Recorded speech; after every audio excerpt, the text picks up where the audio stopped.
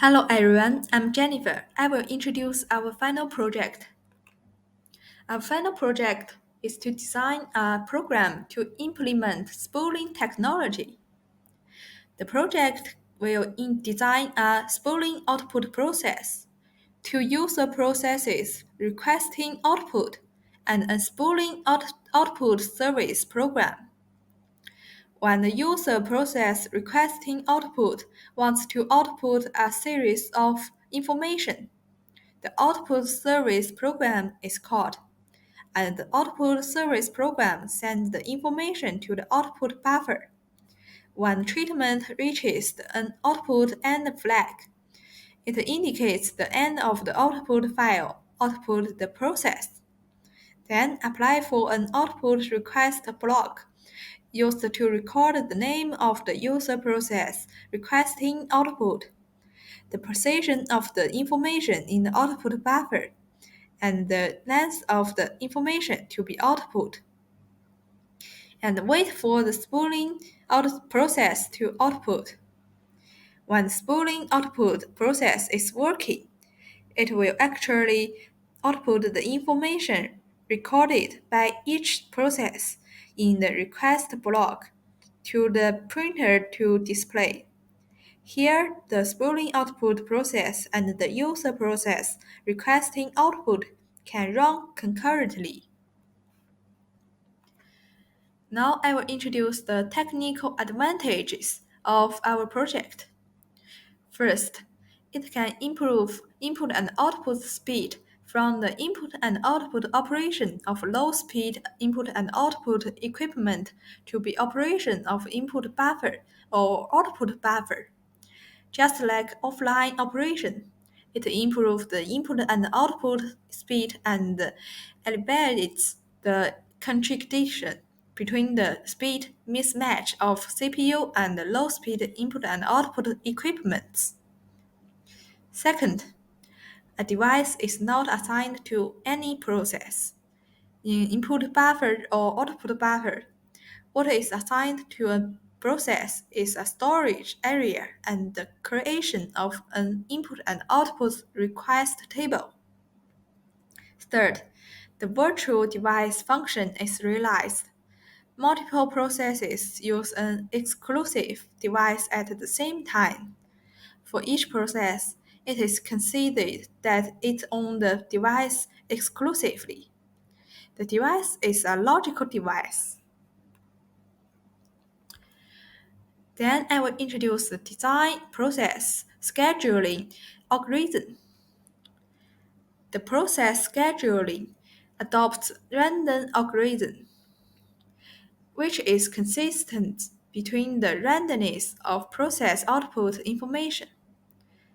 The scheduling probability of the two user process requesting output is 45% respectively, and the spooling output process is 10%, which is determined by the simulation of the random number generated by the random number generator. Then I will introduce the setting of process status.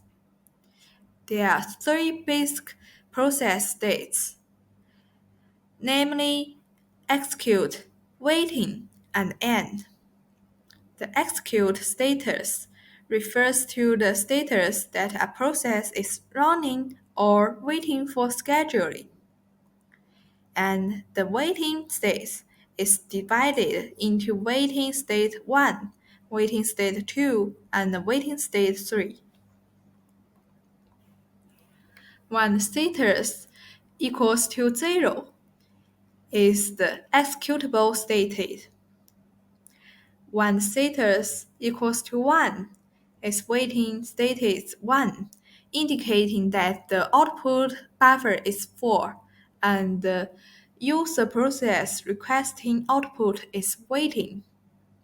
When the status equals to 2 is the waiting state 2, indicates that the request to output the buffer is full, is empty. Spooling output process is waiting. When status equal to 3 is the waiting state 3, indicates that the requested output buffer is full and the user process requesting output is waiting. When status equal to 4 is the end status and the process execution is completed.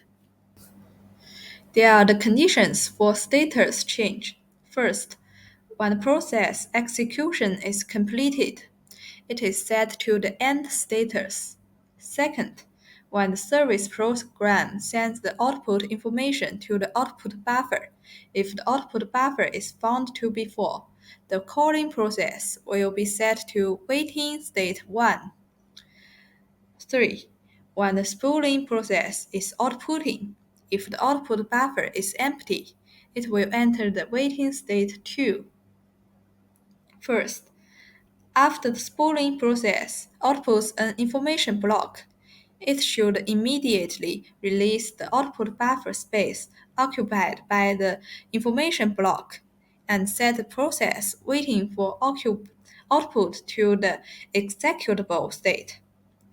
Fifth, after service program outputs information to the output buffer and form the output request information block, if the spooling process is in the waiting state, it will be set to the executable state. 6. When a user process requests an output block, if no request block is available, the calling process enters the waiting state 3.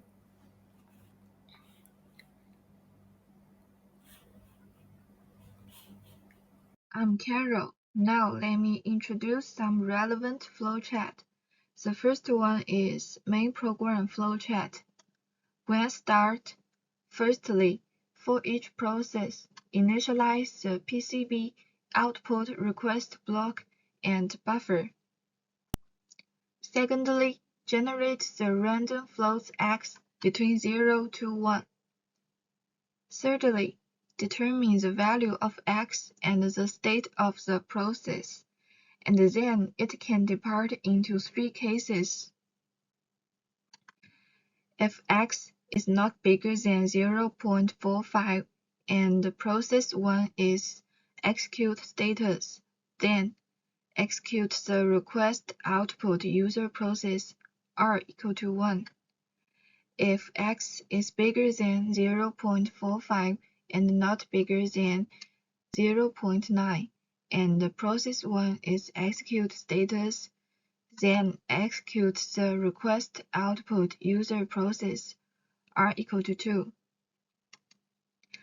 If X is bigger than 0.9 and the process spooling is execute status, then execute spooling process R equal to 3. Finally, to determine whether the process is over, if yes, end the process. If not, go back to the second step. Here is the output request service flowchart. Firstly, transfer PCBI's random output value to PCBI point X. Secondly, determine whether the buffer is full. If yes, the process requests to be output and transfer 1 to PCBI point status, and then process scheduling transition.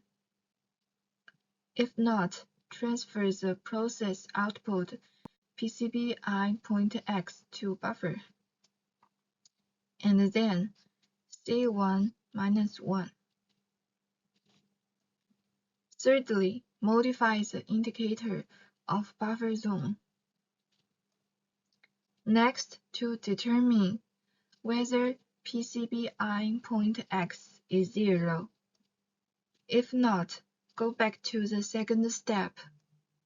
If yes, continue to determine are there any free request blocks If not, transfer 3 to PCB endpoint status, and then process scheduling transition.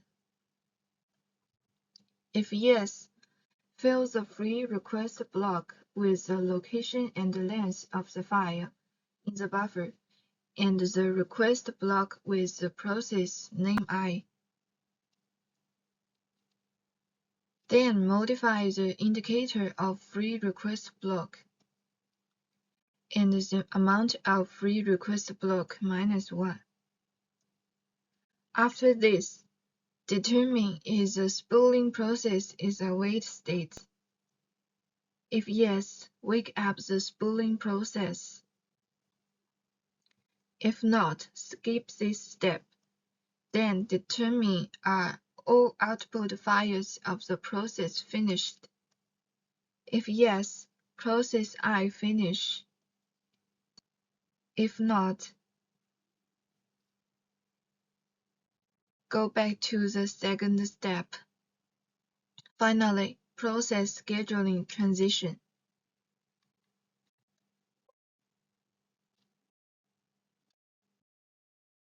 The last flowchart is spooling output process flowchart. First,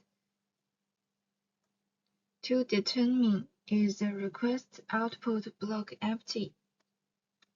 If not, then output the contents of a file in the buffer according to the point to the output information block of the request. Next, release the buffer, change the output and contents action. Change the C1 array and the C2 array based on the process ID in the request block. Secondly, to judge is there a waiting process for the buffer.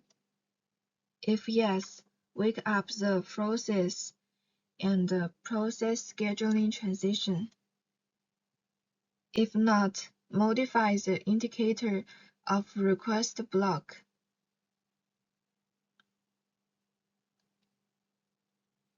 Third, to determine are there processes waiting for output blocks. If yes, wake up the process and the process scheduling transition. If not, go back to the first determination. If the first determination is yes, and then need to judge are the two processes requesting output finished. If not, spooling process waits, and then back. If yes, the spooling process is complete, and then back. Everyone, this is Kermit. My friend told the purpose of the project and some schematic programs. Now I'm going to present the code. I'm going to break this code up into many parts, starting with the spool method. This method is mainly used to define our interface. You can see many of the things like number of output fields requested by user process 1 and this is stated change of user process 1. This is some important prototypes in our program. This is print output and so many things. So this method is used to generate the interface and to initialize it. Next, this is our interface look like. You can see here, and I will show you how the code run later. Next is the action performed method. This method is to define the button. You can see it is just a start method. And this is our main function, but it's not the most important one. It's just meaning to create a spool class. This PCB class is a little important because it defines the 4 prototypes like PCB's ID number, PCB status, how to count the PCB and the temporary variable on process output. And like my friend said about the setters, there are almost 5 setters in our program. And you can see here I wrote all them in the code. Next is the request block class. This block is similar to the previous class. This class mainly defines the request block, and some prototypes were here, like the name, the length, and the information addressing buffer. The request out block includes the 3 prototypes, and it is in the buffer. Next is the class defines the many important parameters. For example, there are the available buffer, space in the output, and buffer point in the output, like for field meter by user 1, field meter by user 2. This is all for the next our method to some prototype to use for our method. Some brief introduction are over. Let's take a look at how our main function and several important codes. Hello everyone. After I have speak, we can see here. This is where we finished, and this is my thread method, and it is for the data initialization for each process. We can see a lot of to give the prototypes to one value, like we give the user 1 made and user 2 made to 0, and we give to the available buffer we can get to 100. And then this is the main function, is to construct the function and initialize the process, transform the parameter to the object of the main process class spool. Next is a run method, and it is a process scheduling function. I use a do while loop to finish the method, and in the do while loop I use the if to classify the different status, like and I give the you can pay attention to the number. It's 0.45, 0.45, and greater than 0.9.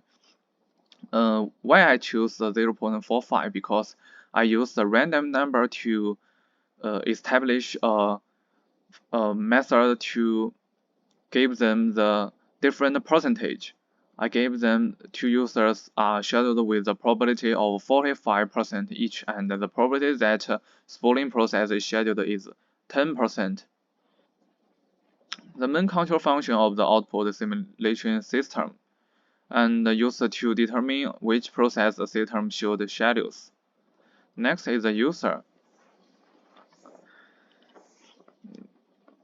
I use the where loop at the same time, and it is a spooling outputs user process service function. In the where loop, I use almost a do where and if else. This do where, like this, newly generate a random number as a field content is to give the field content, and if I choose the satisfaction here, buffer is filled. When the buffer is filled, it will turn the status to waiting state 1, and when it is not filled, it will go here. Here is some output, and this one is just to interrupt the exception. Sometime it will happen, so I choose write this to it's not important. Here is sometime missing free output block. It is there are not enough the free output block, and it will change the process to waiting state 3, and if there are available free request output block, it will go into here and fill the field at the beginning of the output buffer to the request output block and allocate the free output blocks to field request output. If the spooling process are in waiting state 2, then arouse the process, give it to 0. Firstly, when a user process, like I said, it is a spooling output user process service function. Firstly, when a user process requests output of the contents of a field, secondly, it will call the service routine by passing parameters. Thirdly, it will send the requested output information to the buffer. Finally, it will control the process scheduling state according to the usage of the buffer and the request output block. The public void spool is a definition of the spooling process, and I use a where loop at the same time. It is a record where available rep 33 is not equal to 10 means that the request output block is not empty. Then it will go into here, and the out buffer is temporary output buffer string. Going to the next position when it is temporarily after it temporarily stores the content of a field stored in the buffer into all buffer. After you finish the out task, next it will release the out block modify the pointer to the first field location of the request out block to tell the computer that the out block is free now. You can see here number of free out block plus 1 available request block. Then allocate the new free output blocks into the user process in waiting state 3. And this is to check whether they are in the waiting state 3, and fill them, go into here, the newly generated out block. They will all get the out block by their order, and if the spooling is waiting 2, it will adjust to turn it to 0. After all free output blocks are allocated, then you will come back where anyway. The while loop that determines whether the request output block is empty ends. And here, when the process from 2 users are all finished, and it will spooling enters with 2. Sorry, it is finished.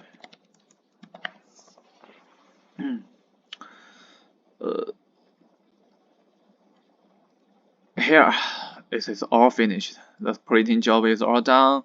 The request is emptied, or it will empty. The spooling process is waiting.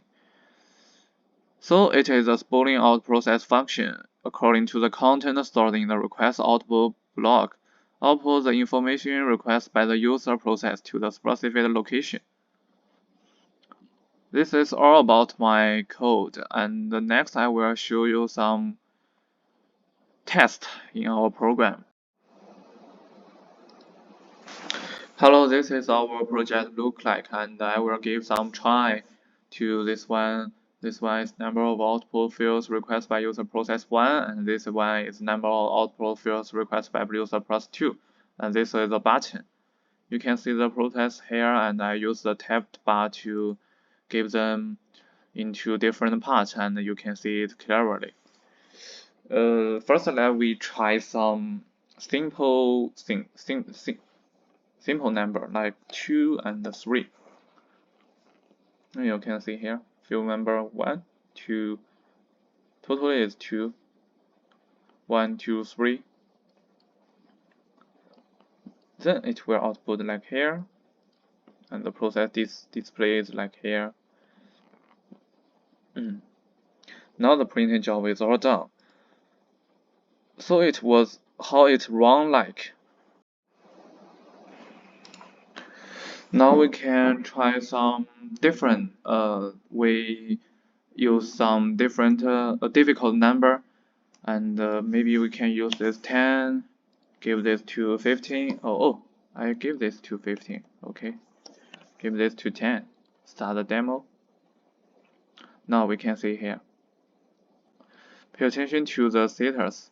Now, because last one is all small, the number is small, so here when it became to 10, it will missing the free out block and enter with C3, and it will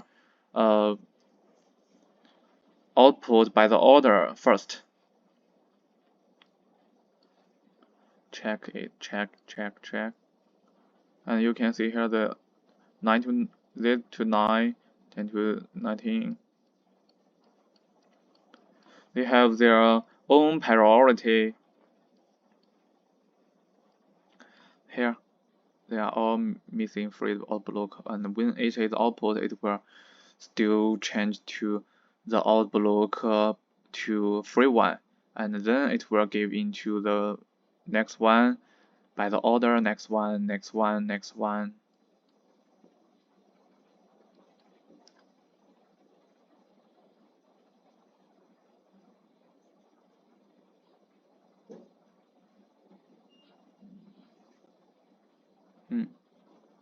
They have different priority and different order. The request box is empty, the spooling process is waiting, so it come into the get number again, get the task again. Finally, the process scheduling is completed and result is above. The print is the job is all done. All of the number is random create by the code. That's all. Thank you for listening.